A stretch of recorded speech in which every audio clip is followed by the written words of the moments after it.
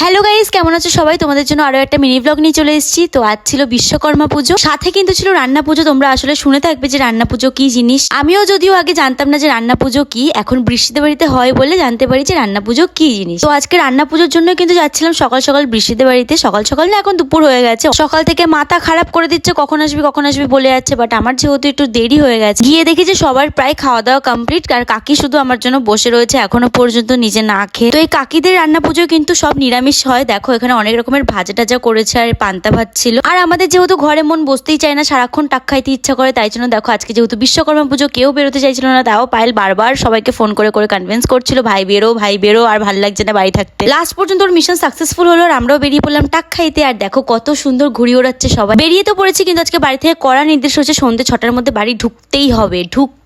দেখো বিশ্বকর্মা পুজো স্পেশাল সবাই সবার গাড়িকে কত সুন্দর করে সাজিয়েছে, ভীষণ ভালো লাগছে। আর আমরাও এদিকে ভাবছিলাম যে কাছে পিঠের মধ্যে কোথায় যাব, তাই আমরা চোখ বন্ধ করে চলে গেলাম কৈপুলে একটুখানি হাওয়া খেতে। হাওয়া খাওয়ার সঙ্গে সঙ্গে নিয়ে নিলাম একটু চা, কারণ এই ওয়েদারে চা ছাড়া তো পুরোটাই ইনকমপ্লিট। গাইস, এককালে আমি চা খেতাম না, আর এখন আমি দিন দিন চা খোর হয়ে যাচ্ছি। এত সুন্দর জায়গায় এসে কোনো ভিডিও না বানিয়ে চলে যাবো, তাই বৃষ্টিকে বললাম চল ভাই কটা রিলেটেবল কন্টেন্ট শুট করে আসি। দেখো আমরা এখানে শুট করতে এসে, ওরা দেখো ওই ক্যাফেতে বসে বসে হাত দেখাচ্ছে। শুট করতে করতে আবার এনারা চলে আসলো আমাদেরকে ব্যাঘাত ঘটাতে। যাই হোক, কি আর বলবো গাইস, চলো এখন বাড়ি যাওয়া যায়। আর এইভাবে কাটলো আমাদের বিশ্বকর্মা পুজো। তোমাদের কেমন লাগলো ভিডিওটা জানিও, তোমাদের কেমন কাটলো বিশ্বকর্মা পুজো অবশ্যই কমেন্টসে জানিও। বাই।